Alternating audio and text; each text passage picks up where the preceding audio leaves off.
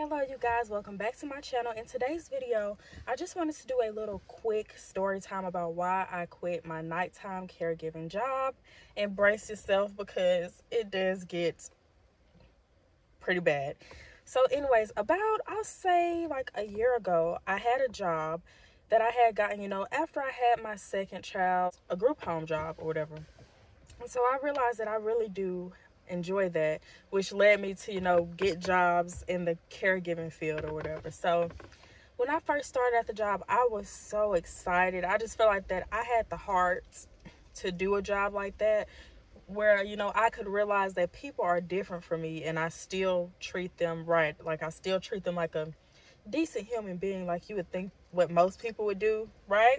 Okay, so now y'all, I had that job for 2 years, so I'm just gonna break down certain events that happened within those 2 years of me having that job.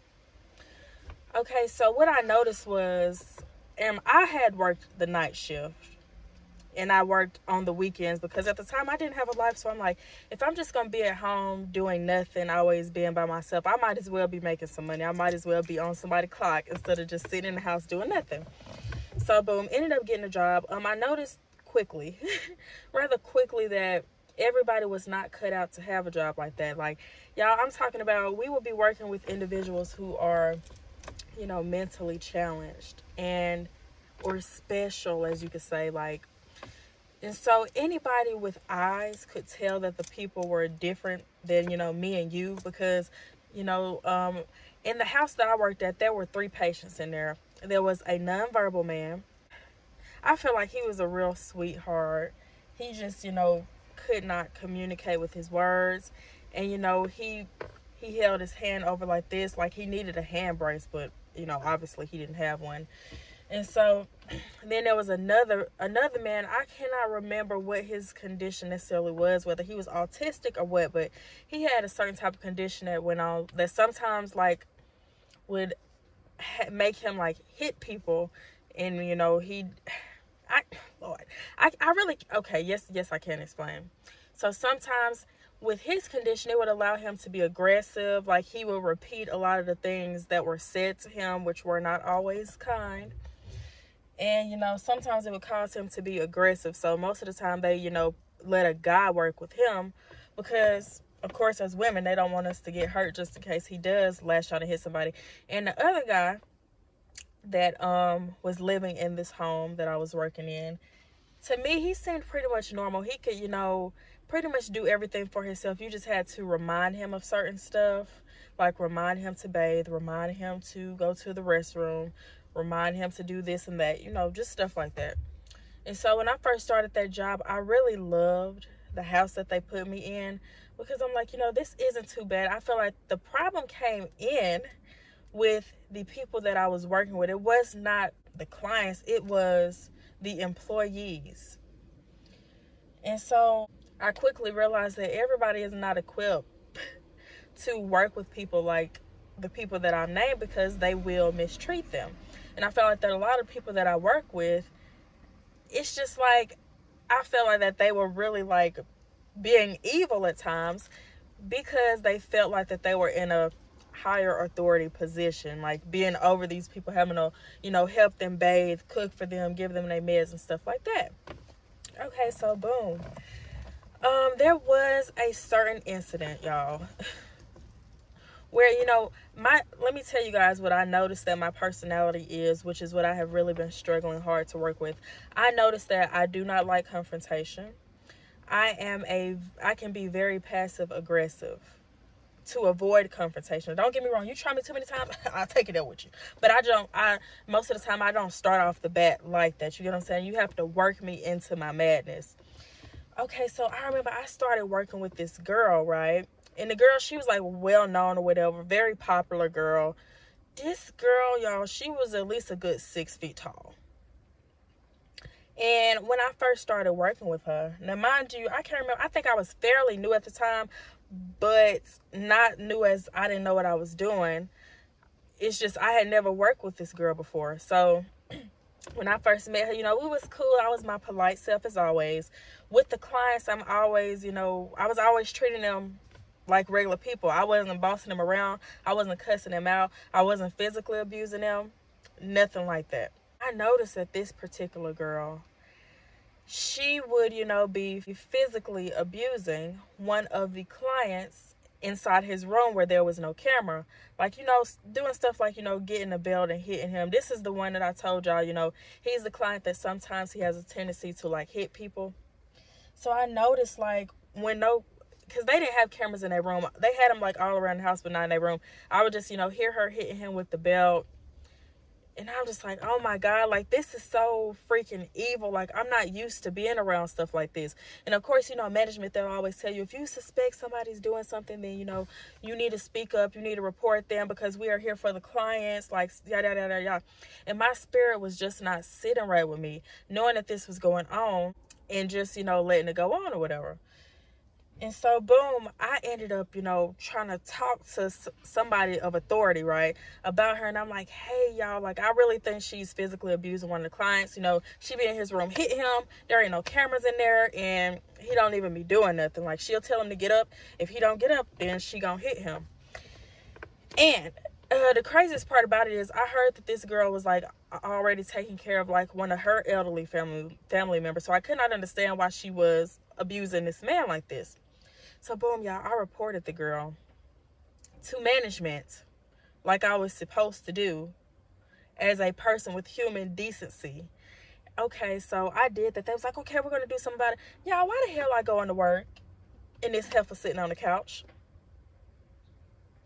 I'm like, and y'all, we would get so short-staffed, so it's like they would rather have somebody around that's going to be abusing people than to let somebody go who is not capable of showing compassion to these people.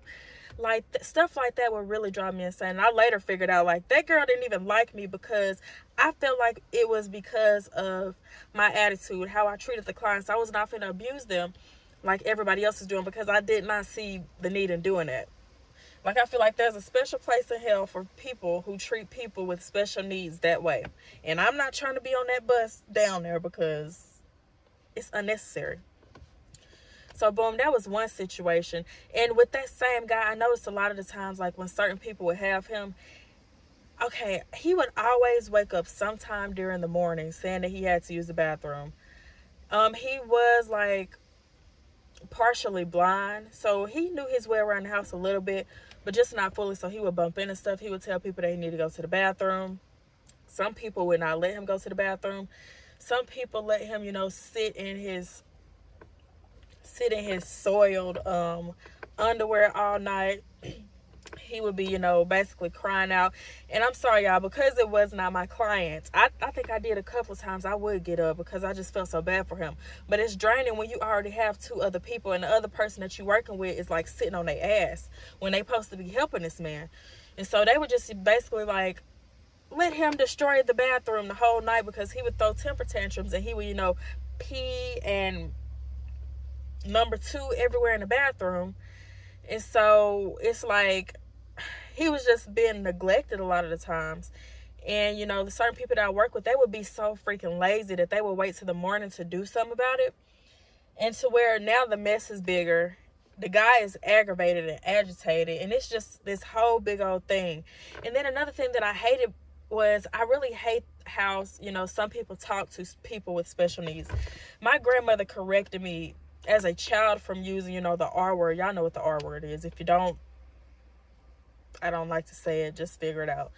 So, when you're a kid, you just be using words. You don't think that there's no real meaning behind it. But anyways, my grandma corrected me as a child to not use that word. And when she did that, I never used that word. So when I hear other people referring to people with special needs as the R word, it triggers something inside of me. It low-key makes me angry because I'm like, why would you call somebody a name like that? Like, think about it like this. If that was like your child, your family member, anybody like that, you probably would not be referring to them as that. But y'all, when I say I felt like that I was working around a lot of very evil spirits. Like, these employees, I feel like most of them were evil. I did have some employees that, they were straight. They wasn't too bad up on the clients, but I had some that were very, very terrible. I had this one girl, I would call her like, a close associate or a friend of me. She was so bad about you know, cussing the clients out, like really verbally abusing them, talking to them like they was a piece of crap on her shoe, y'all.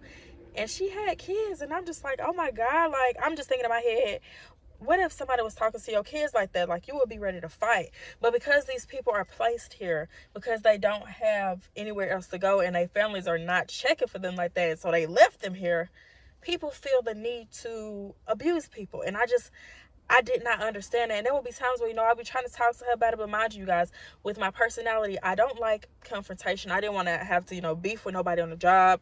But I also did not want my spirit being attacked because I see something evil is happening and nobody's doing anything about it. And I knew that, you know, trying to talk to management about everybody is pointless.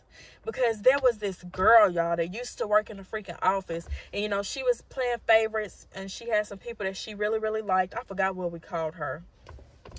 And I just know, like, certain stuff that employees should not know, she would be letting them know because she was close to them or she was cool with them. And in my mind, I'm like, I can't be wrapped up in nothing like that because, God forbid, I'm trying to protect these clients. And somebody that's working in the office that's supposed to be above us, that's supposed to be protecting these people, get the hell out of here.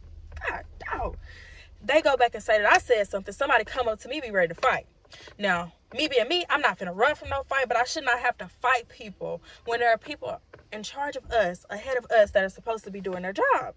Imagine me being caught off guard because I reported something like I was supposed to, and the people did not do anything about it. And y'all, I'm just going to keep it a book. When I had reported that first girl, I went to the office to the white folks because I know sometimes, you know, black people, they always got this little loyalty code going on, and I knew that that girl was really cool with everybody. So I'm like, okay, well, I'm going to take it a step further and go to the white folks, see what they do about it. They didn't do nothing about it, y'all. Now, there was this one dude who had whooped one of the clients with a belt, and he got his behind fired, as he should. These ain't our kids, and they're still people, and these are like grown adults, but they're just, you know, mentally challenged.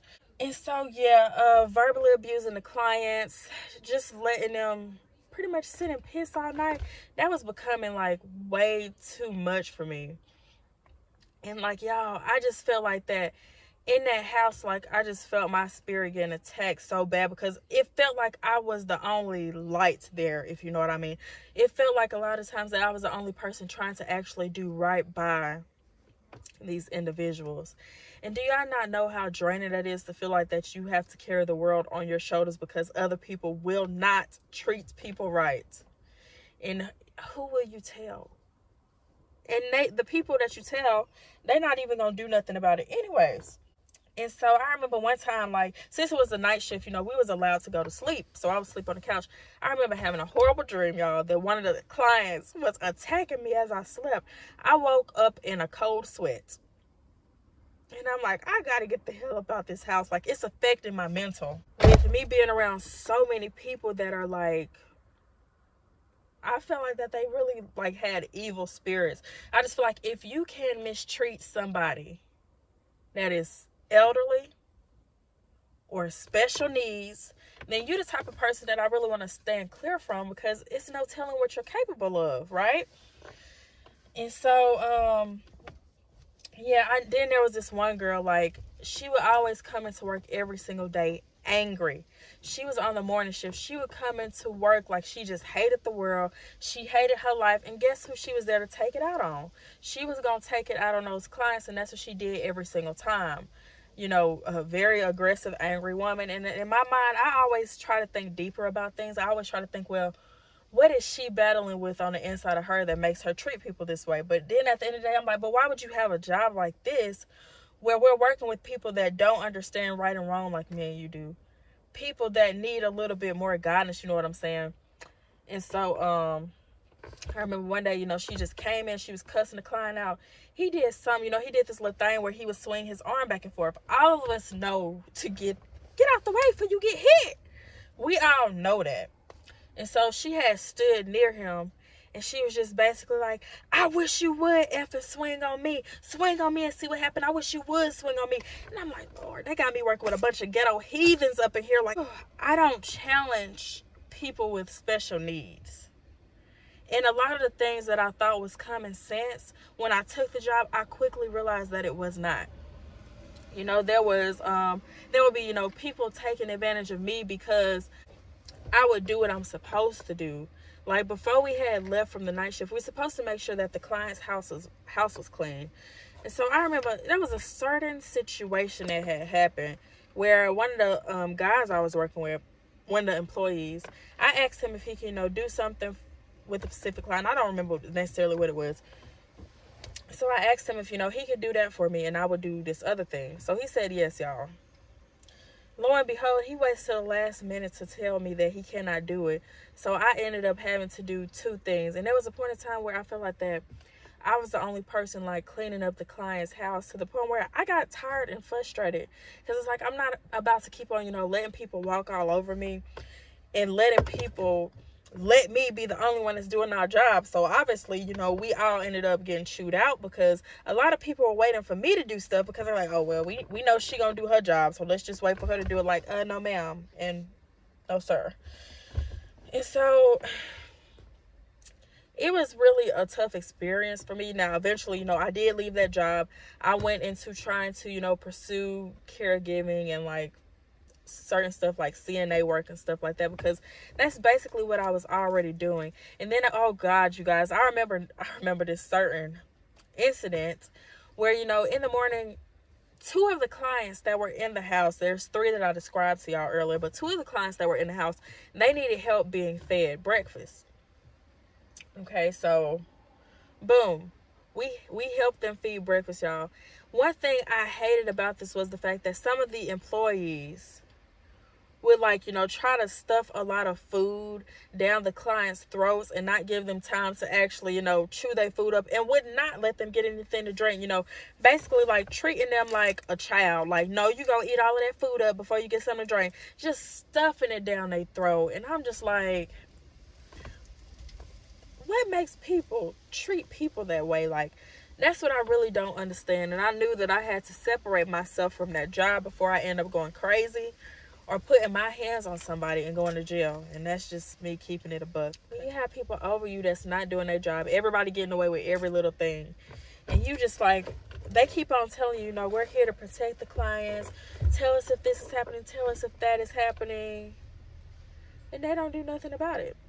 And I just feel like that a lot of the things that took place in that house were very unnecessary. Like I said, had the client that experienced the physical abuse, a lot of them experienced the verbal abuse. And, you know, people just, you know, calling them names and stuff like that. And, you know, I would say little stuff, but not in a, like, combative way. And so nobody's listening to people who don't get angry, right? And so I'm just like, yeah, you know, my time here is up. I felt bad about having to, you know, leave those clients because I knew what I had to leave them to deal with. But that season of my life, I had to close the chapter because I really could not take it anymore. That's enough to drive anybody crazy.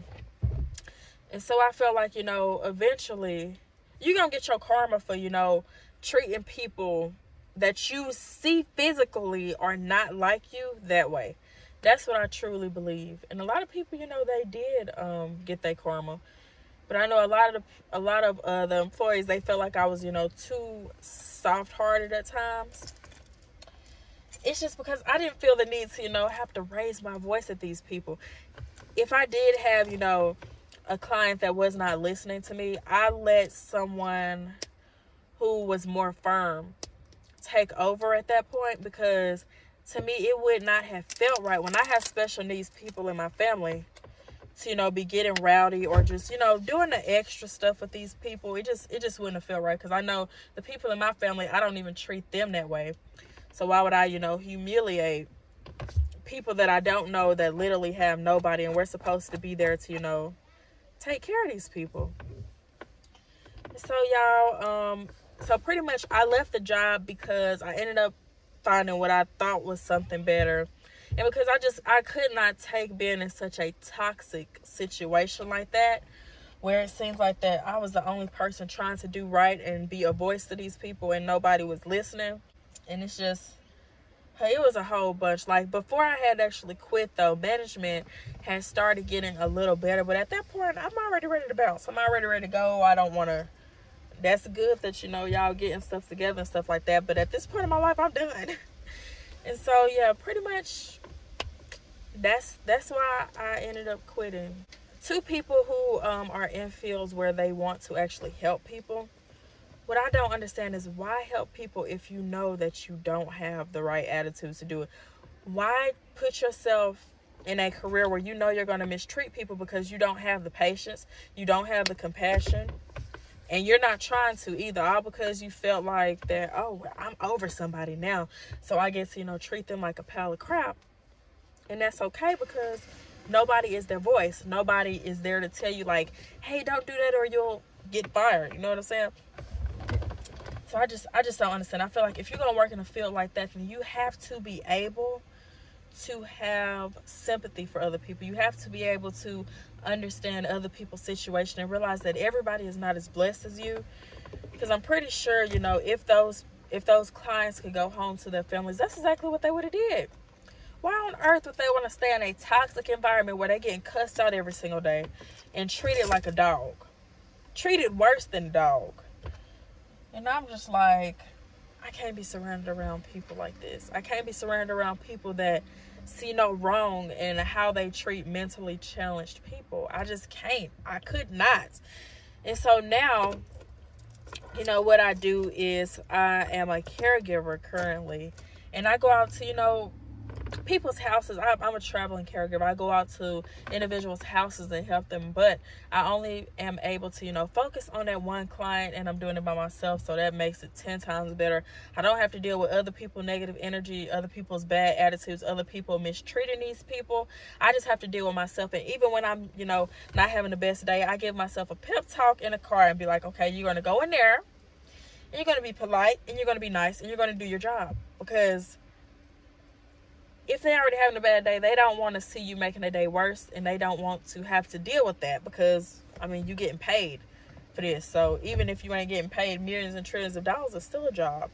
They still people, which now I don't work with, mentally challenged people. I just work with, the elderly. So you guys, that was it for this video, and thank you guys so much for sitting here listening to me, and I hope that if you can relate to this video, that you drop a comment down below, because I feel like that I had did all I could at that point, and I just got tired of being the voice, you know what I'm saying, the one where the weight is all on my shoulders. So you guys, I will see you in the next video, and do not forget to subscribe to my channel.